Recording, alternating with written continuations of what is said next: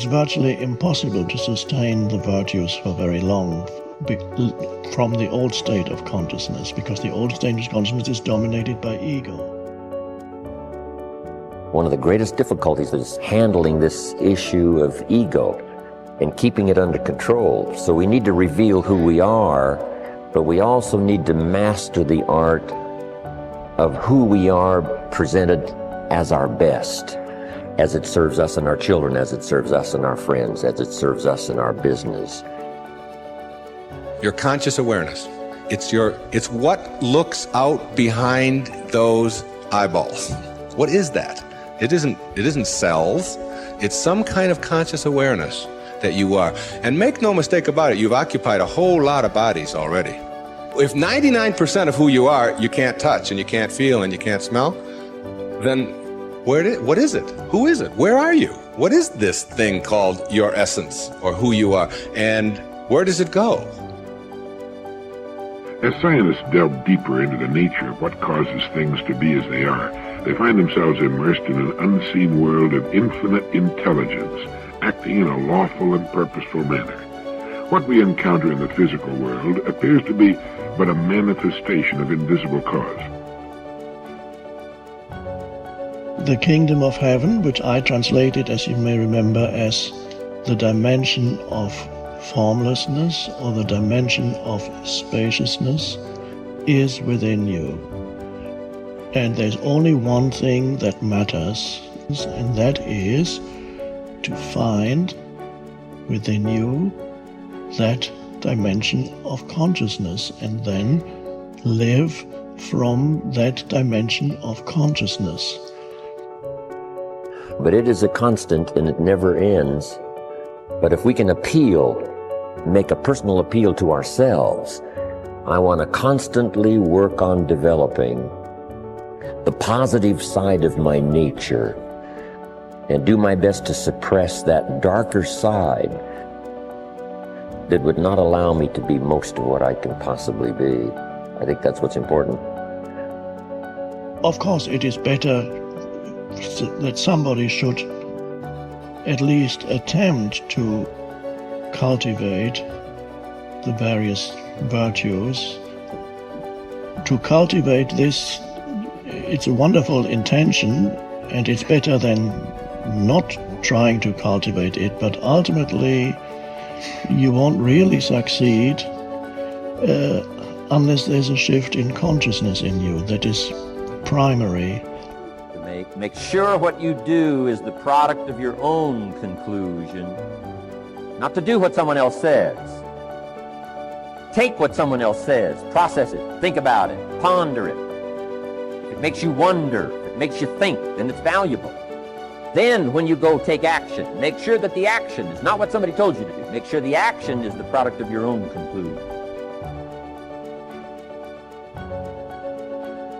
A lot of people say, I want to quieten my mind, and then they struggle in meditation, but trying to quieten the mind is a thought, so it's also the mind. So you can't use the mind to quieten the mind, right?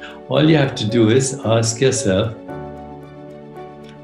what am I aware of right now? And then favor the awareness instead of the experience, because the experience is a projection of the mind. Awareness is independent. Awareness is infinite possibilities. It's limitless. It's beyond imagination. It's infinite. It's the real you that recycles as body-mind. People talk about reincarnation, but reincarnation is happening every second. Every thought that you have is a reincarnated thought. Every perception that you have is actually a recycled perception. We just get bamboozled as soon as we're given a name. So, I was given a name, Deepak Chopra. Now, that is a symbol of who I am. It's not who I am. But, if you repeat somebody's name enough, you're David, you're David, you're David, then the poor kid is screwed because he thinks he's David, when in fact he's the infinite being with a name called David. So, you're not your name.